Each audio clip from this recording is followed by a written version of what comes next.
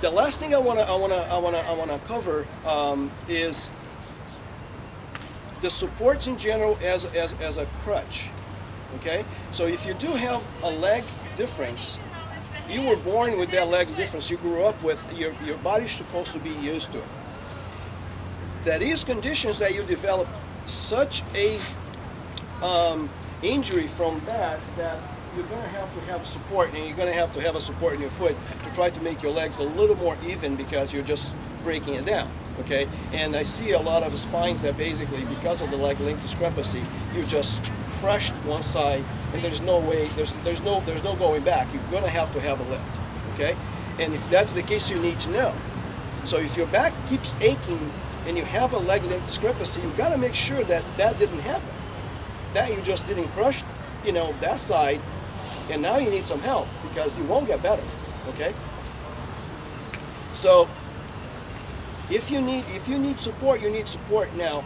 If you let's say that and I see that very commonly, you start having some patella tendonitis or pain right in the kneecap, and people put the band around the knee because it feels better to run with. Well, yes, it feels better. It doesn't mean you're healing.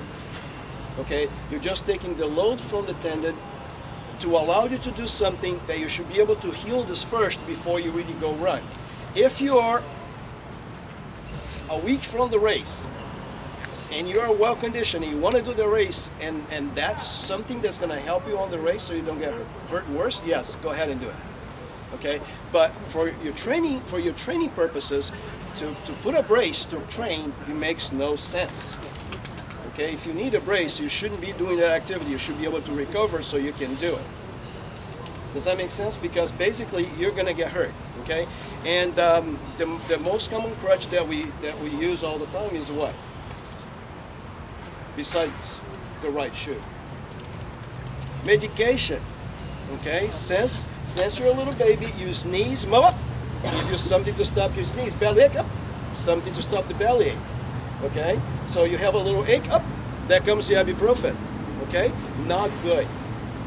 Not a good habit, because basically you're masking your pain to continue to do something that you should have that pain there as your friend to limit you, and said, okay, you can do this much, but beyond this, I'm gonna scream.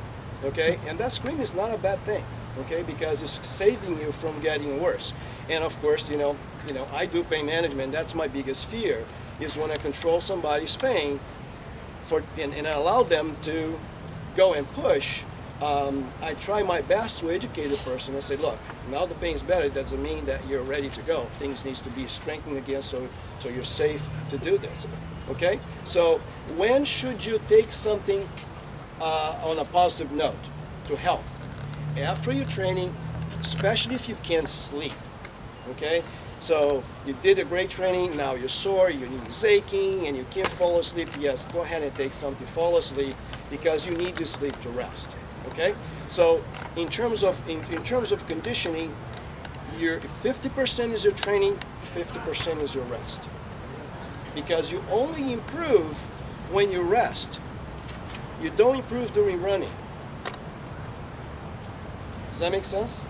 Okay, so you gotta, and bodybuilders know this very well. You have to lift and then you have to rest to get stronger. You can't lift the same weight in 2 days in a row. It won't happen. Or unless you're training very, very light. Okay, so you gotta allow the body that resting period so you can improve. In other words, if you can run 4 days in a row the same distance, chances are you're at the time to get a little beyond of that distance or get a little faster, because that is not really, stressing your body enough for you to get better. Okay, so that's why the cross training part is so important, because you can always train if you use a different body part. You can always have fun and be doing something using a different body part. So if you run on Monday, you can always do some conditioning on Tuesday. You might want to bike or swim, and you do something different at a different intensity. Okay, and the coaches are very good to walk you through a cross training plan to do that. And that's why it's so important, because you don't want to do the same thing every day. Basically, or you're not getting better, or you're going to break down. Okay.